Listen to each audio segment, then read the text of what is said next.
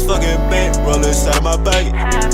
From a place you can't go, so you better watch it. I gotta go here, raise again, my head spinning money out of my pocket. Gotta start putting my hoes on ye, cause now they can't stop saying sorry about it. Ką tik po kirpyklos, fresh and fit, gražus, oras geras, dvam šilumos.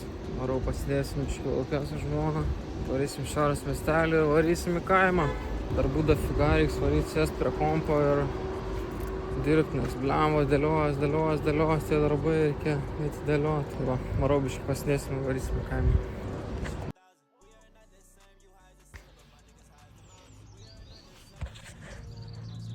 Labas, aš kaime, matot, nuostabus oras, šilta baisiai. Šiandien biškį darbai kitokie, kaip matot. Karoči, projektėlis, šuniukai. Žodžiu, projektėlis toks. Čia jau nemažai padaryta, čia bus supynės. Viskas supjauta, lizdai padaryti gražus, čia susileis viskas, bus gražu. Bus supynės, bus vienvietės supynės ir tada vienvietės vaiko supynė. Praeitą savaitgalį susipjoviau, lizdus išėmiau visus, nušveičiau viską, pats lėviausias darbas nušveist buvo. Viskas nušveista dabar, gražu, lygu, jokių rakščių niekur neįsivarysi. Jo, šiandien gruntą dengsim, o rytoj galim bus dažyti ir po to surinkinėti. Tai va, kaime esam, ant Velykų atvažiavom, oras žiauriai geras, toj pavėsinę prisėsiu, muzikėlė groja. Kipsiu į darbus ir jo, labai faina, geras oras, mėgaujamės, gamta, kaimu. Updeitinsiu su šitom supynėm kaip kas, pabandysiu įrašyti progresą, kaip dabar atrodo ir kaip atrodys po to. Nu, aš iš to kilęs, aš baldininkas iš prigimties, aš baigęs baldininkystę. Tai man čia toks kaip hobis, visada užsiminėdavau medieną, sakys, darbais. Suolų esu pridaręs, visokių ten, tokį suolą esu padaręs. Čia šūda gabas, nieko, čia išyręs jau, tipo, čia jau užserdė, bet taip, darau visokius toks mini hobis mano. Pabandysiu įrašyti progresą, pamatysit, kad atrodys po to šitą supynę. O dabar varau dirbti.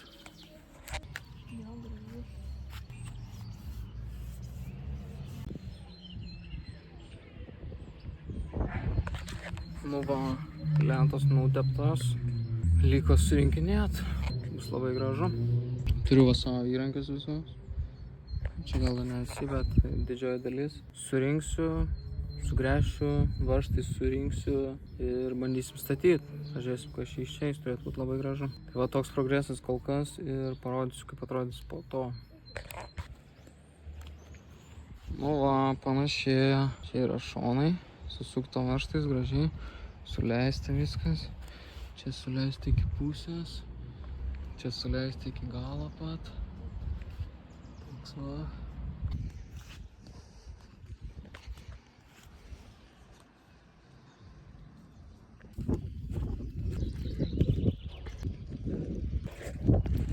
Va, padariau biškį supynės. Dar liko nemažai darbo, bet jau matosi rezultatas kažkoks. Tai arba rytoj, arba kitą savaitę pabaigsiu. Parodys, kaip atrodys. Labai gražu laukia.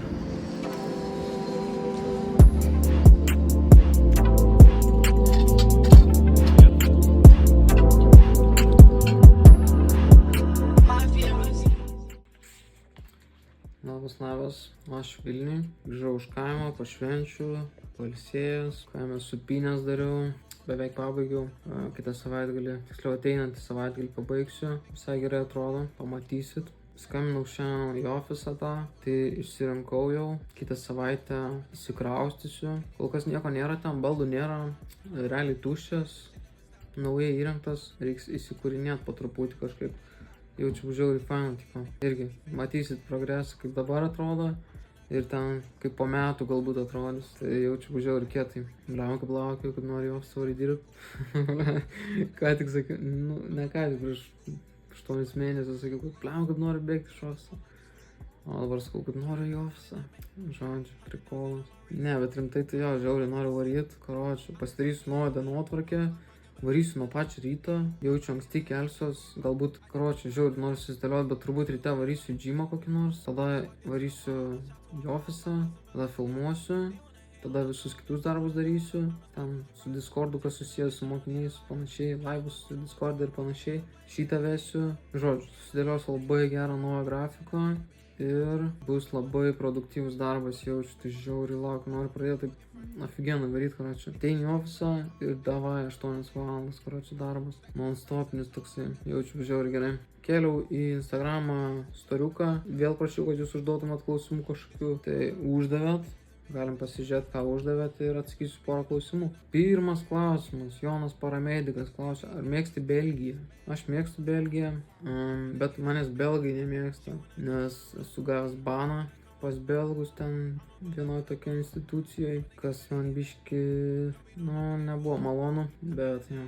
Aš mėgstu belgus, faini žmonės, tiek. Ties šito klausimu nesigilinkim daugiau. O žiauriai aktualus klausimas dabar. Ar dropshippingas yra dead? Kadangi Trumpas nori tuos visus įvest tarifus. Dropshippingas buvo dead jau prieš 8 kokius metus, turbūt žmonės kalbėjo, kad viskas dropshippingas dead, viskas nebeis jau. Dabar eikit prie kito biznio modelio visi. Tai ne, dropshippingas nėra dead. Dropshippingas yra tiesiog įprasta e-komercija. Čia yra tiesiog internetinė prekyba. Internetinė prekyba visada bus gyva. Ir kuo daugiau, tuo jinai labiau yra gyva. Ta prasme, visi žmonės vis labiau perka internetu. Kodėl turėtų būti dropshippingas negyvas, jeigu žmonės vis daugiau perka internetu? Tik žmogus perka, jis nežino, kad čia dabar, čia iš Kinijos keliaus 3 savaitės. Net nekeliavo 3 savaitės, 5 dienas dažniausiai keliavo kokias iš Kinijos dabar šiais laikais jau. Žodžiu. Ne, dropshippingas nėra dead. Jo, jeigu tarifai įsigalios, nes čia vis dar kalbos tik tais, nuo gegužės 5 man rodos turi įsigaliot ir išimčių dabar visokių yra. Ten Trumpas daro išimtis ten vienom prekiam, kitom prekiam, elektronikos prekiam išimtis ten didžiausios. Tai čia yra didelis jeigu. Jeigu įsigalios, jo, biški gal bus skaudu, gal turėsim biški maržas pamažinti, kainas pakelt, bet dropshippingas kaip nebuvo dead, aš sakau, dropshippingas jau visi sakė, kad yra dead prieš, bent jau 5 metus tikrai sakė, kad dead yra dropshippingas, nepradėkit, nes neapsimoka, imkit kitą biznio modelį kažkokį ten freelance brand scaling imkit dabar, nes čia naujas hypas, čia visi dabar to nori, nebūkit naivus, tiesiog darykit kažką ir užsidirbsit, jeigu jūs pakankamai ilgai liksit tame, tai užsidirbsit, neįmanoma, čia yra e-komercija, ta prasme, jinai niekur nedings ir tik auga. Tai nežinau, aš tai niekada nemanau, kad dropshippingas mirs.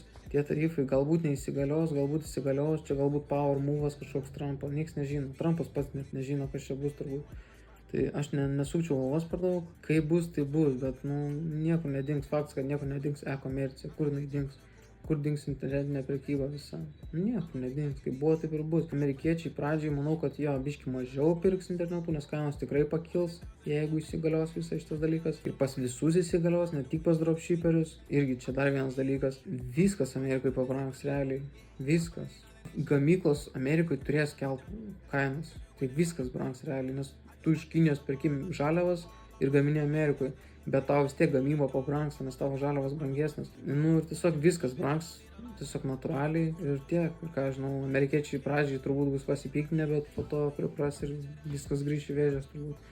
Tai žodžiu, nesigilinčiau per daug. Ar pavyko pramušti PMK, klausia. Tai jo, PMK pramušiau jau senai. Lapkričio gal mėnesį, gal spalio mėnesį PMK pramušiau. Revenue, tipo total. Po šiai dienai esu padaręs apie 100 šimką, kas nėra žiauriai daug, nes realiai, jeigu būčiau tokiu tempu uždirbinėjęs, kaip uždirbinėjau lapkritį ir gruodį, tai dabar jau būčiau apie 300 koks ką padaręs. Bet viskas aprimo ir viskas, viskas ok, bet biškai aprimo dabar reikalai.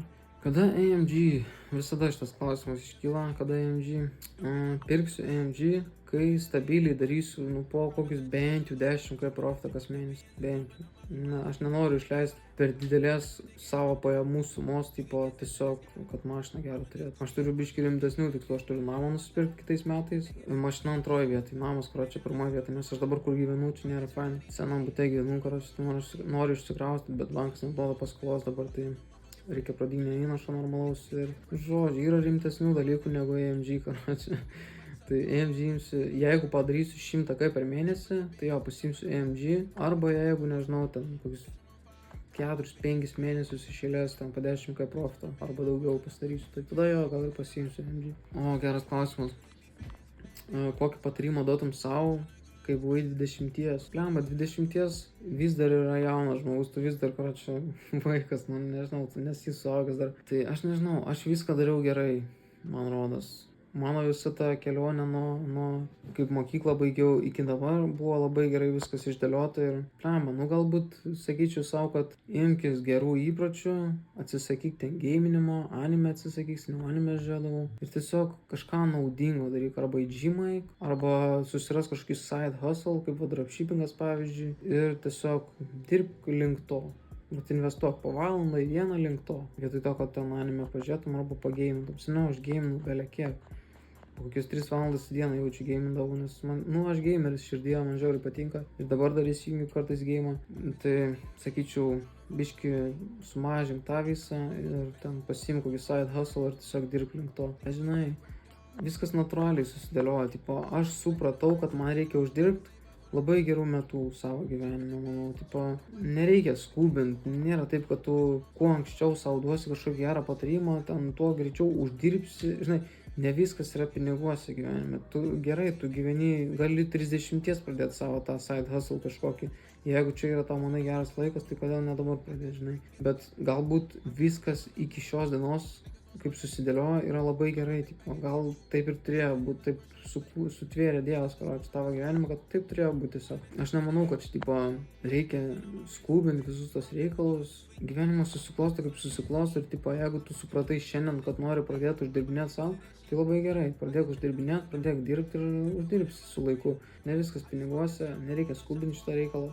Jeigu to vieną dieną susišvečia, kad tu nori uždirbinėti normaliai, turėti gerą mašiną, gražius namus, tai labai gerai, pradėk link kažko dirbti tiesiog, bet aš tai savo duočiau nebent patarimą, kad atsikratyk tiesiog blogų įpročių ir pakeisk juos gerais įpročiais. Ir tiesiog galų gale, tu tapsi geresniu žmogum tiesiog, su storesnė skūra būsi, negu tiesiog, kad kiekvieną dieną gamini, ten chillini, viskas nice, viskas faina, bet tuo pačiu praeina ten tau 20, po 5 metų tu vis dar būsi toks pat 20 metų, nes tu nieko neveikia gyvenime, vis dar gamins ir panašiai, tai aš geriau tada rinkčiausi gerus įpročius ir daryčiau kažką link savo ateities. Tai toks patarimas. Tai žmogus sako, ne klausimas, bet paskaičiau tavo reelsų komentarus ir juokinga pasidarė, ant kiek žmonės netiki. Jo, yra baisu. Aš kėliau reelsą, tipo, kad uždirbu ten 5K per mėnesį kažkada. Aišku, ne kiekvienas mėnesis toks geras, bet jo, buvo taip. Ir tipo visi komentarai, kad aš čia skeminu iš karto, ten aš čia šūdą malu, čia aš čia nusišneku, ten tu toks anoks, čia šūdų krūva, čia apie nieką reelsas, čia nieko tu nekalbi, čia kažką bandai įpiršt mums čia panašiai. Tai, jo, juokinga, taip. 5K, okei, čia jo suma nemaža, bet čia nėra kažkas crazy, tipo, tu pasiliksi iš to 5K, kiek 2 kokių po mokesčių, 2 pasiliksi, jo, okei, tipo, visai nice, bet čia nėra kažkas, gal ir crazy, kiti per metus tiek uždirba, bet kai tu supranti, kas yra įmanoma, čia nėra kažkas žiauriai ypatingo, čia, jo, 2K yra gerai, bet su to 2K tu nieko nepadarysi, kur tu jį padėsi, tipo. Tu namą nusipirksi, nenusipirksi, ką tu mašiną nusipirksi, jo, gal seną kokią, tipo, pussenę. Nieko čia nėra, 2K niekas čia yra. Tai čia yra žmonių toks nusistatymas prieš ankstinis, čia įpirštas jų mąstymas, kad ne, aš negaliu, tipo, čia jie ne man sako, kad neįmanoma, jie savo sako. Jeigu jie sako, kad aš čia šūdamalo, aš čia skeminu, tai čia jie savo sako, kad tai yra neįmanoma. Man tai čia viskas įmanoma, jiem neįmanoma, tai jie ir sako tai komentaruose, kad ne, tu čia kažką apipisinėji ir tu neatpis proto daugiau. Tai čia jie ne man sako, jie sako savo ir jeigu jie netiki, kad įmanoma uždirbti kažką internetu, tai tegul netiki, tegul dirba savo darbą samdomą visą laiką. Man tai nekenkia, tai tipo, jie iš manęs perka dar turbūt internetu, tai tegul perka, tegul mąsto kaip mąsto, bet jeigu tu irgi toks žmogus, kuris pamato reelsą, kad ten kažkas uždirba 100K per mėnesį ir tu sakai savo, eik, tu, ką čia nusišneki, neįmanoma. Tai tau reikia keisti mąstymą, viskas yra įmanoma, 100K per mėnesį irgi nėra kažkas crazy, jo, čia jau visai geras tipo pasiekimas, bet čia nėra kažkas nesveiko, čia 1 iš milijardo žmonių tiek padaro, tikrai ne. Tiek padaro žmonės, kurie žiauriai atsidavę yra ir žino, ko nori gyvenimą ir tiesiog dirba labai ilgai ir nuobodžiai. ir viskas, ir tiesiog viskas yra įmanoma, o tie, kurie sako, kad ne, nu, tai čia jie savo sako, tegul. Aš tai žinau, kas yra įmanoma. Klausia, kiek dažniausiai užtrunka prekių pristatymus klientams. Įvairiai yra 2 dažniausiai shippingo metodai. UniExpressas yra, jis siūlo vieną tokį basic shippingą, yra fast shippingas. Tai tas fast shippingas, man rodos, nuo 5 iki 8 darbo dienų, o tas basic shippingas ten nuo 8 iki 13 gal darbo dienų.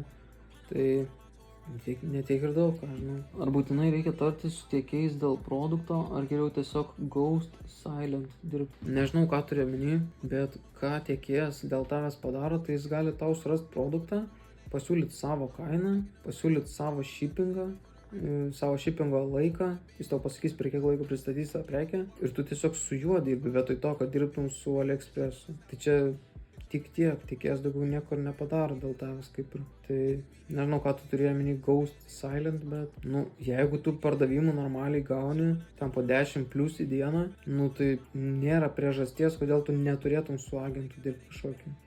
Tik pliusai iš to. Žiauriai pasidaro lengvas darbas. Jis už visus orderius fulfillins, tai nėra priežasčių, kodėl neturėtum dirbti su agentu. Kaip dažnai pasitaiko, kad klientai nori grąžinti prekę. Nedažnai iš tikro, dažniausiai nori grąžinti prekę, jeigu kažkas iš tikro su ja blogai. Arba kokybė žiauriai lieva, arba sulūžia kažkas, arba dūžia, arba daro kažkas.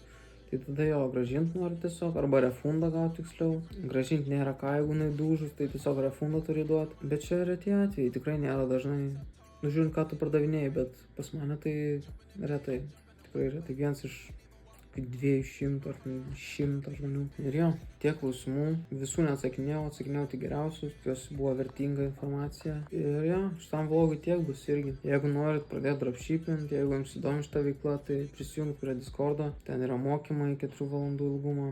Daug galite išmokti ir jo, esat laukiami. Tai va, šitam vlogui tiek. Ačiū, kad žiūrėt ir iki. Every time I took a step back, I got closer. Every time I was